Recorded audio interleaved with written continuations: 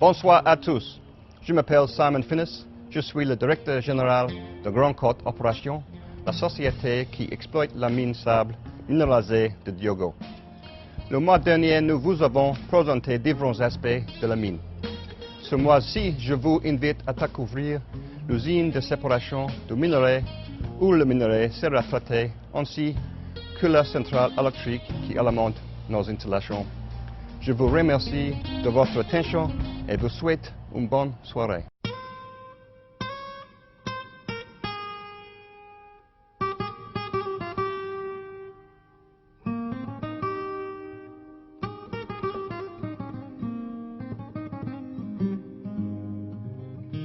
Une fois que le minerai concentré est extrait de la drague, il est transporté à l'usine de séparation des minerais par des camions poids lourds. Pour obtenir les produits finaux, l'usine de séparation des minerais utilise des équipements de séparation conventionnels. Ces différents équipements installés dans cette usine de GCO nécessitent deux techniques de séparation, à savoir la voie humide et la voie sèche. Dans le circuit humide, la séparation se fait en utilisant le tamisage, la séparation magnétique que vous voyez là, la gravité et la classification. Et c'est en général pour augmenter la charge, pour passer à l'étape suivante qui est le circuit sec, dont la procédure de séparation est basée sur le séchage bien sûr, le tamisage, l'électrostatique et la séparation magnétique. Tout ceci nous permet d'obtenir les différents produits finaux qui sont le zircon, l'ilménite, le rutile et le leucoxène.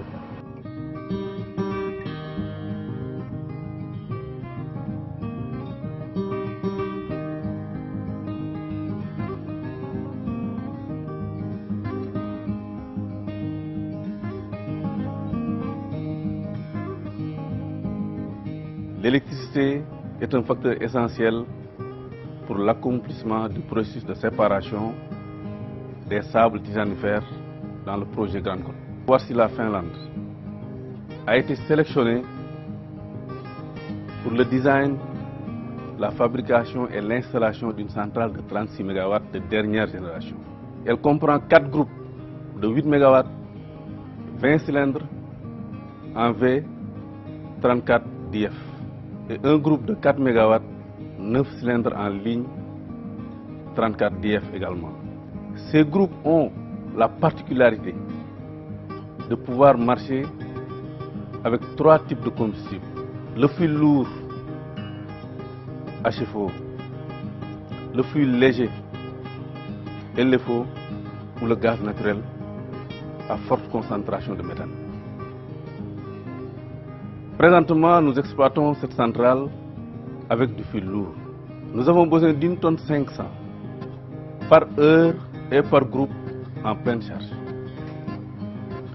Et nous espérons dans l'avenir pouvoir marcher au gaz naturel. Pour l'exploitation de cette centrale, Grande Côte a fait confiance à une équipe expérimentée locale de Sénégalais. Cette équipe de Sénégalais est aujourd'hui capable d'exploiter cette centrale dans les meilleures conditions techniques, économiques, sécuritaires et environnementales. Nous pensons, sans risque de nous tromper, que notre mission de produire et de fournir à la mine toute l'énergie nécessaire à l'accomplissement du processus minier sera accomplie. GCO, dans son souci de préserver l'environnement, a opté pour ces centrales type niveau qui, dans le domaine technique, dans le domaine environnemental, dans la pollution, dans les rejets, dans les émissions de gaz, à tous les niveaux, cette centrale prend en compte l'aspect environnemental et apporte des solutions pour les résoudre ou les minimiser.